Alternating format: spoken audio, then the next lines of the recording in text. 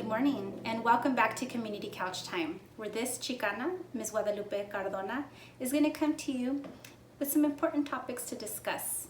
Things that are happening locally, things that are happening in the world, but most importantly, things that we should be talking about. And the amazing thing this time around is that we're going to have a guest to engage in discourse with. Good morning, great minds and good people. I'm Miss Tiffany Wallace, and thank you for having me for Community Couch Time. Now, let's start the discourse.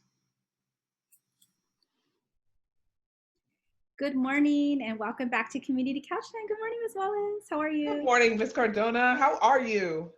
I'm feeling really well, but I'm really kind of saddened with the sky right now. It's not orange like it is in other parts of the state, but it's just really it looks overcast, full of smoke, and it smells like a barbecue like all over the place, and it makes me sad. It makes me really sad.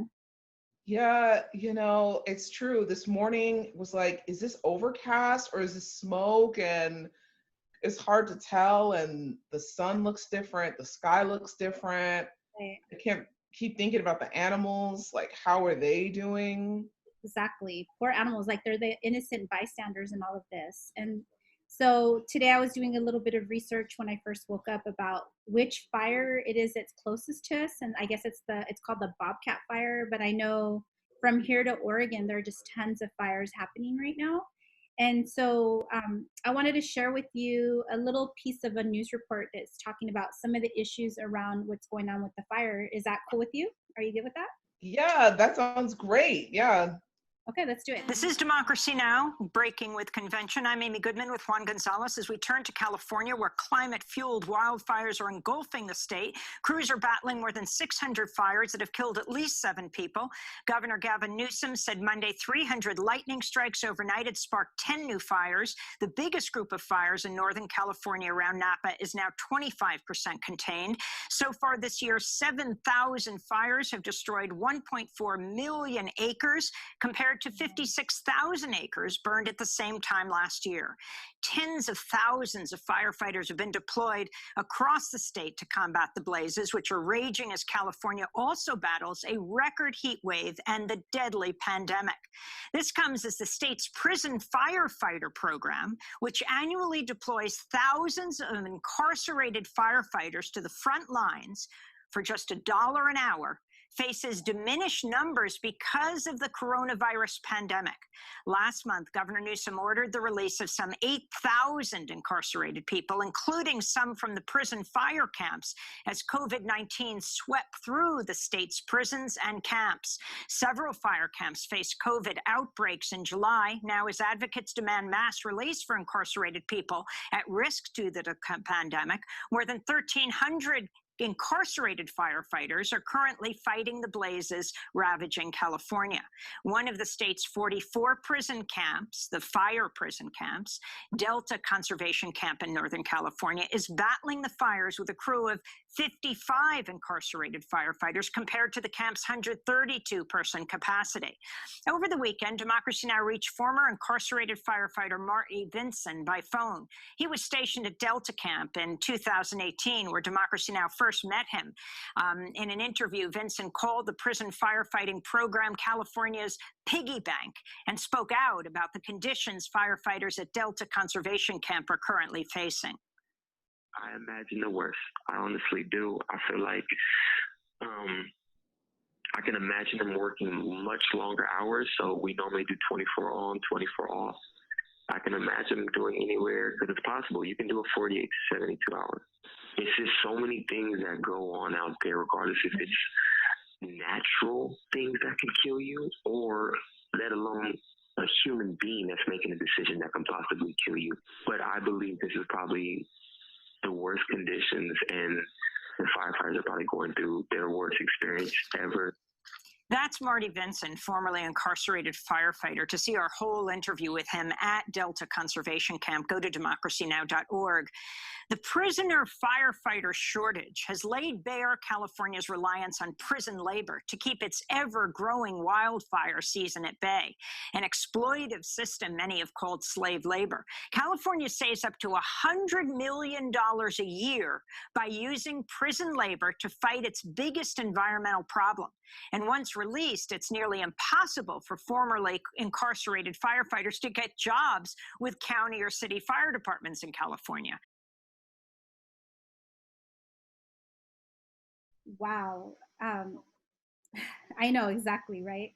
The thing that, I mean, there's a lot that really is like astonishing in that news report, but something that really just does not even sit very well with me at all is the fact that the inmates or the incarcerated folks were, I hate to say good enough, but they were hireable when they were inmates being paid $1 an hour.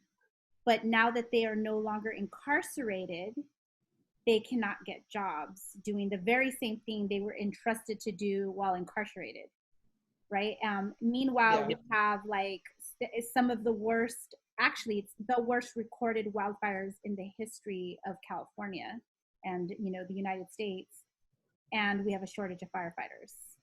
That speaks volumes right there about how we care for the earth, right?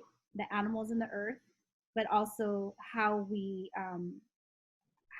don't give the respect to human beings who have been incarcerated, right? So how, like, it's just, I can't even process it. There's like so many things going through my mind right now regarding that.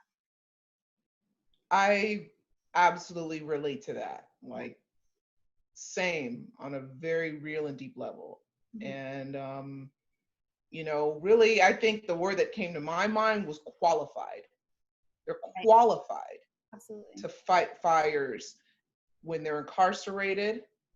And so they're qualified to fight fires outside of incarceration at livable wages. Correct. And it also questions, like, why are they incarcerated in the first place? Right. And the rate of incarceration for nonviolent offenses and the sentencing. So not even just, hey, maybe you did something that was against the law. Mm-hmm. Is the law right or wrong in whatever instance? That's questionable. But that they're in there for an inordinate amount of time, enough to be released. But the reason why they're necessary is because they can be paid so little $1 an hour. work that is at a professional Right. level. Right. And it really shows how, I think with the pandemic as well, Yeah. how essential all labor is. Yeah. All labor is essential. Absolutely. And it makes me think of also how like 1 in 3 Black and brown men will see prison time in this country, which is like higher, you know, our inmate population is higher than the rest of the world Right. by proportion to the population of other countries. But it also makes me think of what they call recidivism rates, right? Like the rate of return.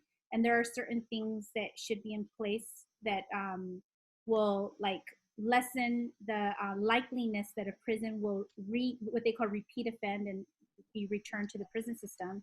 And Yeah. one of them is like, you know, a good job. And so the California prison system is CDCR, the California Department of Rehabilitation and Corrections, right? So part of rehabilitating a person is job skills, right? Like when you can do a job and you can get a job in that and you can make money and you can provide for your family, you know, that's part of rehabilitation.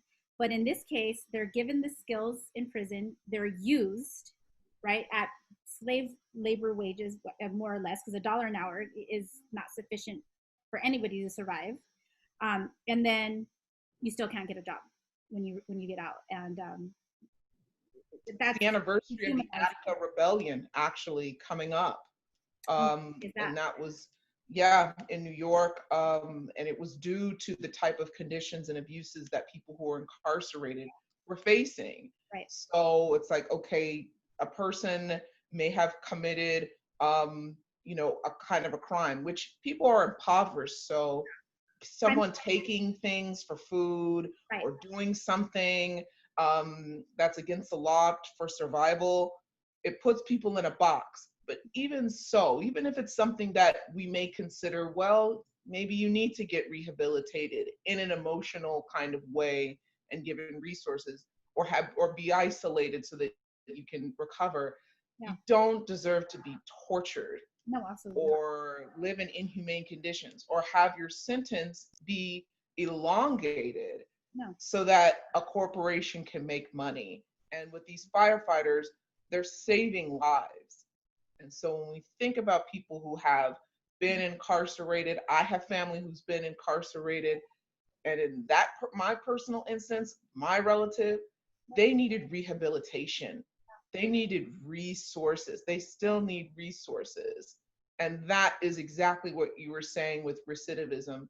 Right. Kept going back because they didn't get drug rehabilitation treatment. They didn't get a lot of compassion, a lot of punitive penalty measures, and not really, how can we make sure that you're okay in dealing with trauma and other things you dealt with so that you're not making these choices. Correct. So I'm really proud of the firefighters who are risking their lives, and I really hope that they get the resources and rehabilitation and the payment for their labor. Absolutely. This, I think for me, what I'm going to say is I would like to see them be hired right now to be on firefighter workforces throughout the state. They've got the skills, and I think we should put them to work and do exactly what you said. We should pay them what they are worth, and you know they're saving lives. They're saving our Mother Earth, which is a resource we all need to survive, and you know they're saving people's property as well. You know, because that's what some people care about, right? Right now in Oregon, there are whole towns they don't exist anymore. This week, whole towns have been obliterated. So animals, and animals, the plants and animals. yeah, it's horrific. So for today's Community Couch Time Daily Journal, we'd like to know your opinion. Like, what do you think? Do you think that we should give some of these inmates who are qualified to do the work jobs right now, that we really need them, and pay them the wage that that they deserve for that work? What do you think? Let us know. We want to know. Thank you. Goodbye. Bye. And look at